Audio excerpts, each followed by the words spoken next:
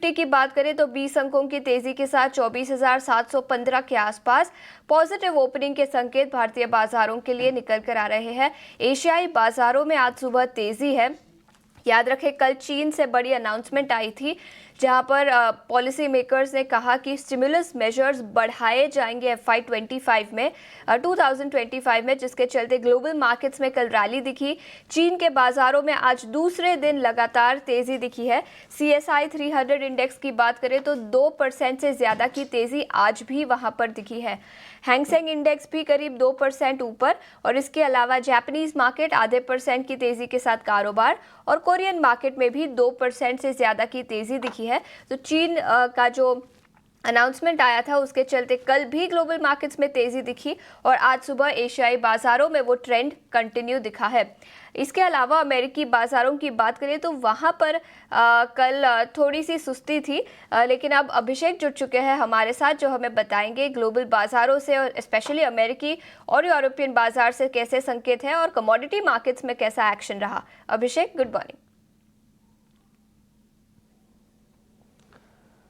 आशीषा, good morning. जो भी आप चीन की बात कर रही थी कि वहां पर मॉनेटरी पॉलिसी के स्टैंस में चेंज किया गया है, देखिए मॉडरेटली लूज किया है। पॉलिट ब्यूरो जो कि चाइना की टॉप डिसीजन मेकिंग बॉडी है, कल उसने ये ऐलान किया, और उसके बाद हम देख रहे हैं कि बाकी के सभी एशियाई बाजारों में आज तेजी है।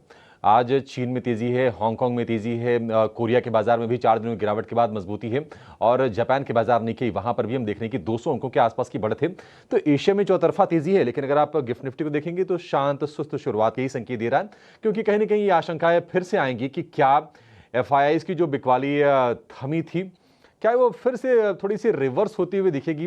क्या वो चीन के पक्ष में FIIs का पैसा जाता हुआ दिखेगा? ये थोड़ा सा एक चिंता बाजार के लिए निश्चित तौर पर जरूर निकल के आ रही है। लेकिन अगर हम अमेरिकी बाजारों से बात करें तो संकेत वहां से थोड़े से कमजोर हैं, क्योंकि रिकॉर्ड हाई से थोड़ी थोड़ी प्रॉफिट टेकिंग आ रही है, और पूरा का पूरा अब जो पूरी जो नज़र है वहाँ पर रिटेल इन्फ्लेशन के नंबर आने वाले हैं, CPI महंगाई दर के, उस पर शिफ्ट हो जाएगी। उसके बाद 18 तारीख को US फेड की पॉलिसी आएगी, देखना होगा कि दरों को लेकर क्या ऐलान होता है। लेकिन कल के सत्र में अगर हम देखें तो डाउ जोन्स में तीसरे दिन कमजोरी रही, 250 अंक गिरकर बंद हुआ, इंडेक्स करीब करीब और दिन के निचले स्तर पर क्लोजिंग हुई। वहीं अगर हम नेस्डेक की बात करें, S&P 500 की बात करें, तो आधे % से ज़्यादा की कमजोरी उन दोनों के दोनों इंडेक्स में रही। और नेस्डेक की कमजोरी के पीछे की वजह ये रही कि एनवीडिया, जो कि मार्केट कैप के लिहाज से सबसे बड़ी कंपनी है, IT इंडेक्स को एक दिशा देने वाला शेयर है, कल 2.5% के आसपास की गिरावट रही, क्योंकि ऐसी खबरें आ रही हैं कि चीन के रेगुलेटर एक जांच कर रहे हैं उनकी AI चिप को लेकर, और दरअसल उनको लग रहा है कि एंटी मोनोपोली कानून का उल्लंघन किया है एनवीडिया ने, इसको लेकर जांच की जा रही है, तो ये शेयर गिरा। इसके अलावा हमने देखा कि एक और chip maker advance micro devices 5.5% के आसपास से गिरावट रही, और उसकी वजह रही कि बैंक ऑफ अमेरिका ने उसको डाउनग्रेड किया है। मेटा प्लेटफॉर्म, नेटफ्लिक्स, इन शेयरों पर भी थोड़ा थोड़ा दबाव हमने देखा है।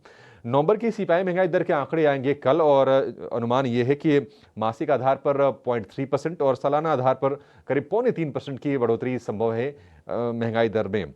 18 दिसंबर को US की पॉलिसी है, US फेड की, और CME फेड वॉच टूल के हिसाब से 0.25% दरों में कटौती की जो उम्मीद है वो है 85% पर। उसके पहले थोड़े से कॉशियस हमने देखा कि अमेरिकी बाजारों में ट्रेड होता हुआ नजर आया है। IT की गिरावट की वजह अपनी रही है।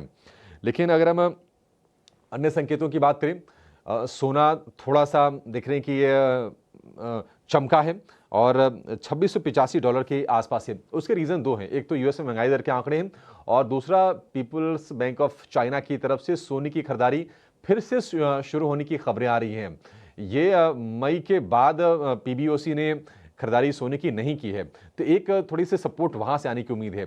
क्रूड की बात करें तो मिडिल ईस्ट से खबरें तो आई हैं, लेकिन कच्चे तेल के भाव पर ज़्यादा कुछ इम्पैक्ट आया नहीं है, क्योंकि भाव जो है $72 प्रति बैरल के आसपास ही है।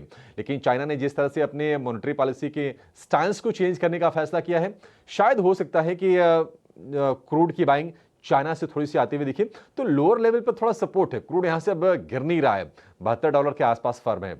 तो ओवरऑल एशिया से संकेत अच्छे हैं, उसमें एक चीन वाला फैक्टर जरूर है। मॉनेटरी पॉलिसी स्टांस चेंज होने का। देखना होगा कि क्या इसके साथ साथ एफआईआईज का भी स्टांस चेंज होता है, नजर इस पर रहेगी। अमेरिका से संकेत आज कमजोर है, नजर वहां पर कुछ कुछ क्रूशियल डेटा पर है। गिफ्ट निफ्टी हल्की तेजी पर शुरुआत के संकेत दे रहा है, इस वक्त 15 अंकों पर है, 24,700 के आसपास।